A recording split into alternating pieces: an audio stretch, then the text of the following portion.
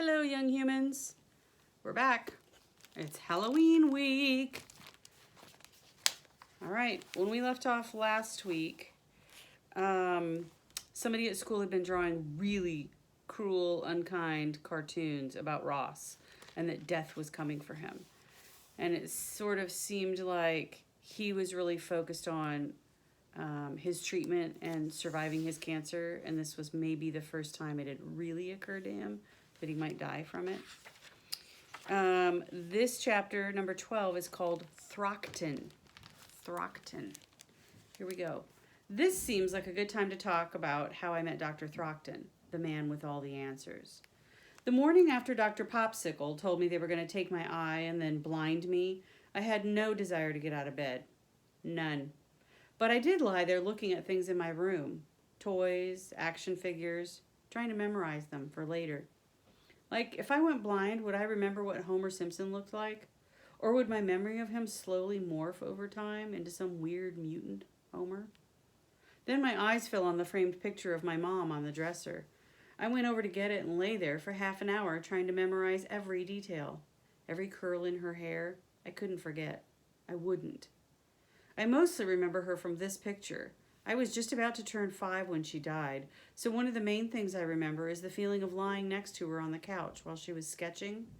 She always smelled like fresh laundry. I could seriously go for some lying next to mom time right about now. Then I went to my closet and pulled out a small leather photo album. My mom put it together for me before she died. It's full of photos of us together. Some with my dad too, and some are of just her.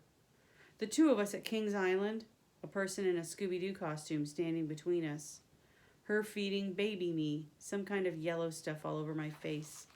One of my mom with her head back and her hair messed up, laughing so hard she has tears on her cheeks. For some reason, I try to only pull this out on rare occasions, like her birthday. Makes it seem more special. I stared at her face in all those photos and wondered how she'd felt when she had cancer. It was like we had a new, unfortunate connection, and I may have missed her more right then than I ever have. I found one of all three of us on the front steps. I looked 3 or 4. My mom's mouth was smiling, but I couldn't stop looking at her eyes. Were they smiling? Did she know she was sick when it was taken? Was there just a hint of fear in her eyes, or worry? It was hard to say for sure, but there was something so warm and human there, I didn't want to stop looking for answers in them.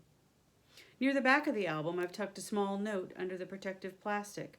My mom wrote it for me, just after I turned 4, when we were putting away our Christmas tree. A fake tree. My dad's allergic. We found it the year after she died, or at least my dad says we did. I don't really remember. It was in the bottom of the tree box in a red envelope.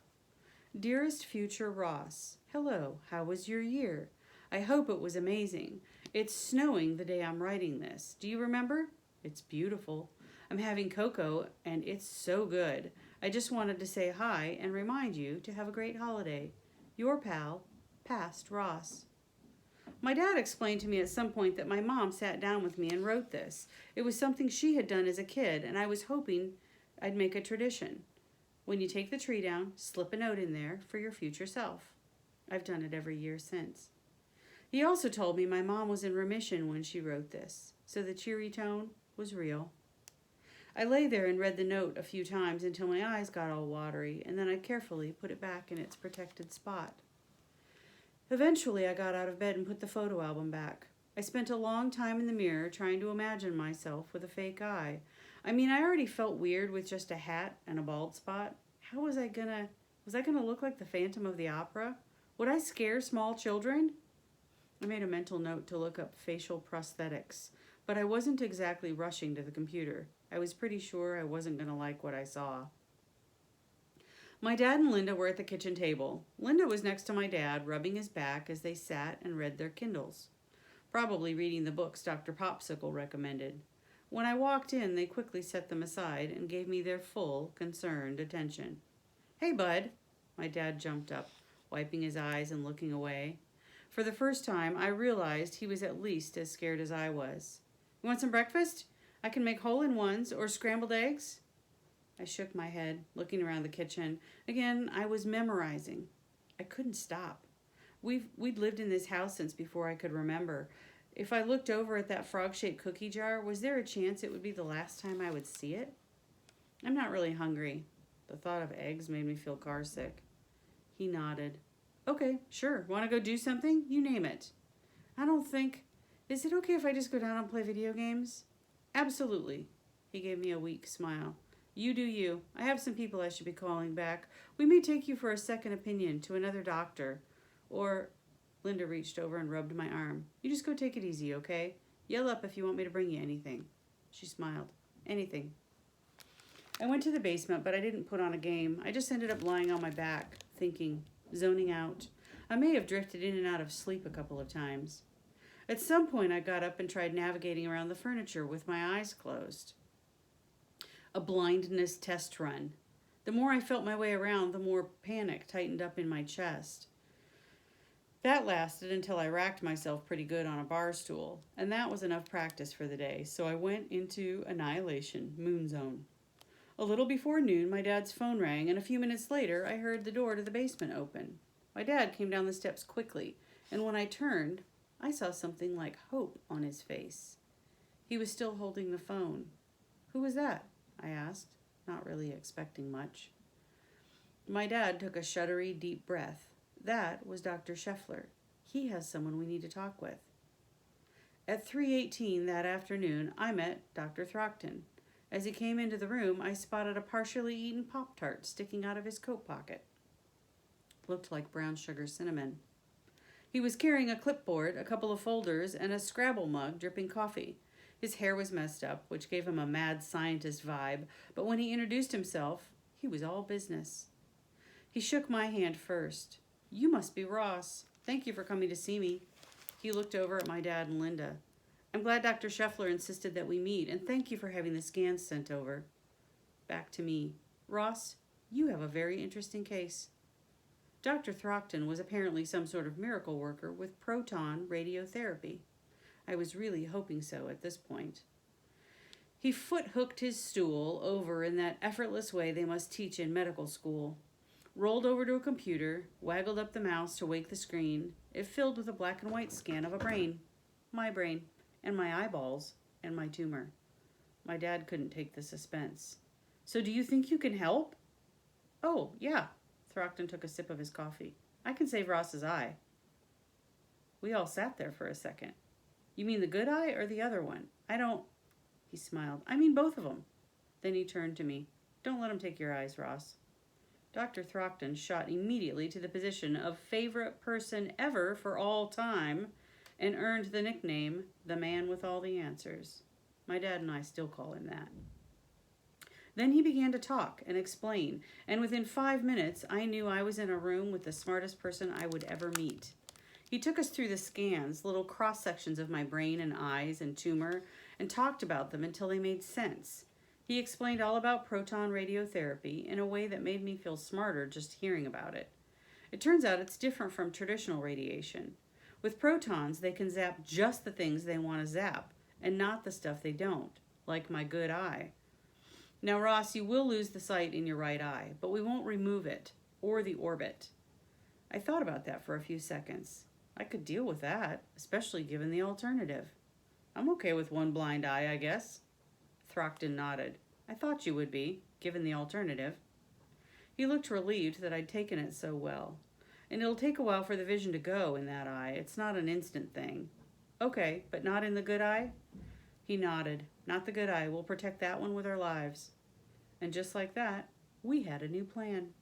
Have surgery, a much less severe one that left my eye intact, recover, and get zapped a couple months later.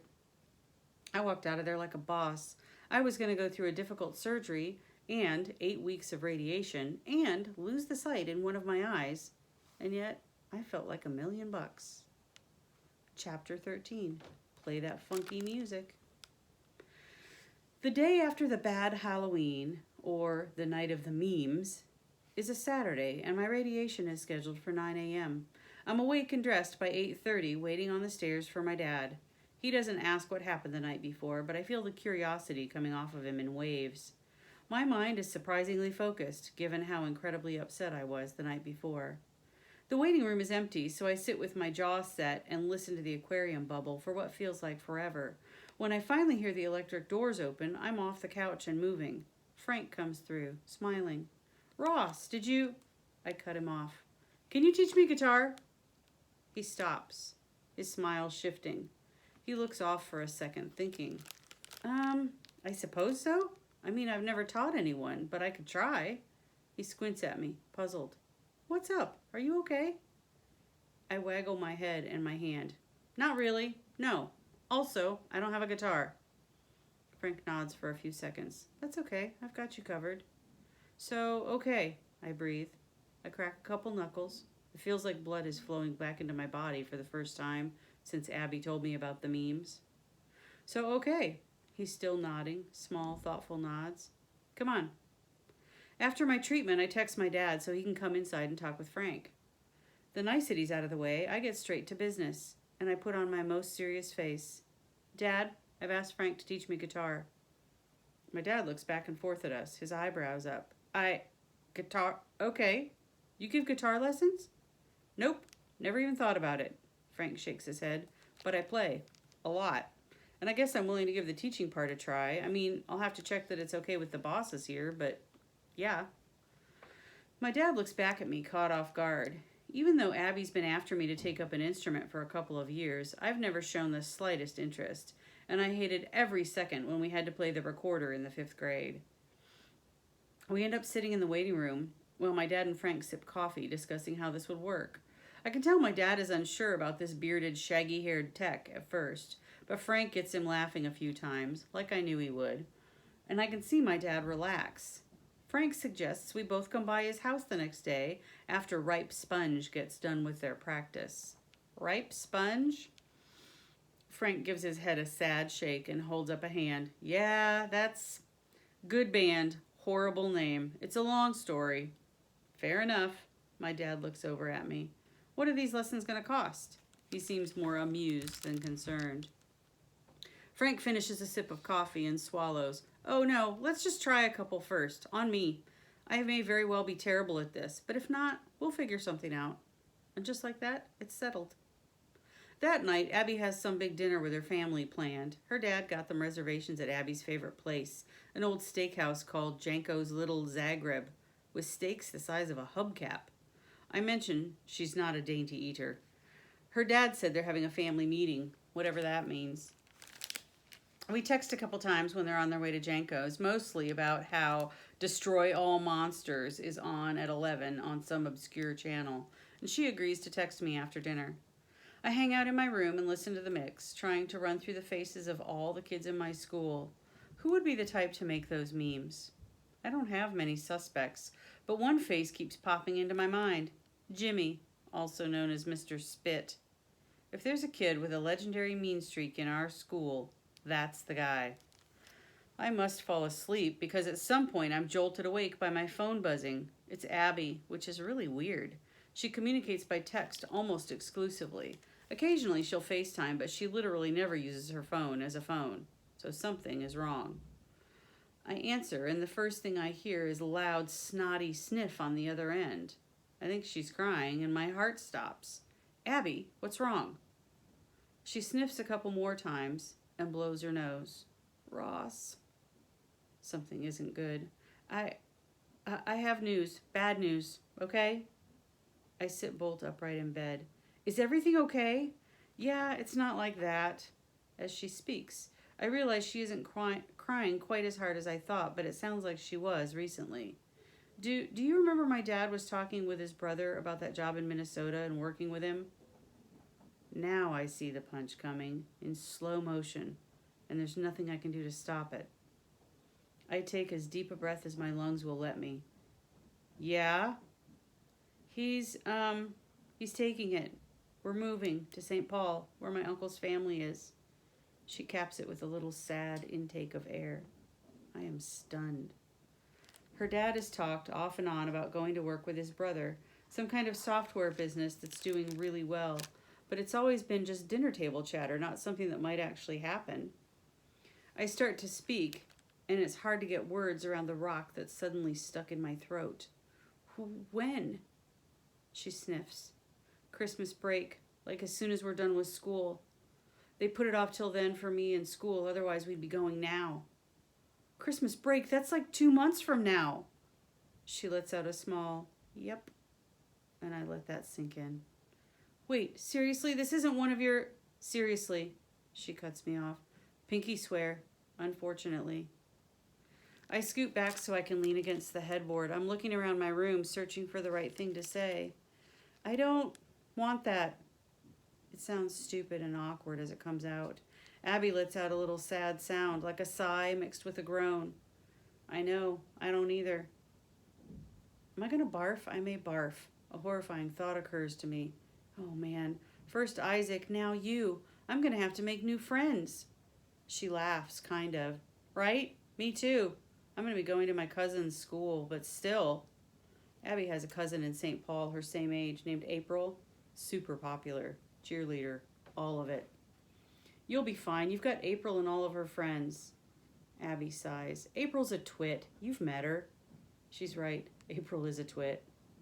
Also, don't lump me with Isaac. Another sniff. I can tell her nose is almost stuffed shut. This move is not my choice. I'm sorry. We sit in total silence for a couple of minutes, which is a long time in phone silence. The rest of my public school career yawns out in front of me like a huge, best friendless question mark. Abby's too. Wow. It doesn't even sound like my voice. Yeah, wow. So I guess we'll talk about it more soon, I guess. Tomorrow? Okay. I run a hand through my hair. Yeah, we'll sleep on it and I don't know, talk about it more tomorrow or something. Okay. Her voice sounds so small for Abby. I'm sorry about last night. I freaked out. No, I get it, Ross. Good night. And then she's gone.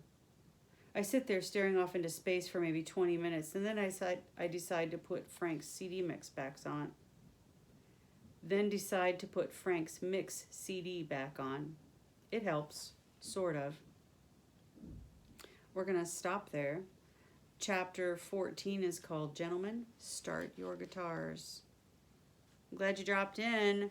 I hope I get to see you at live library time, but if not, I'll record again next week so you can hear it here. See you later.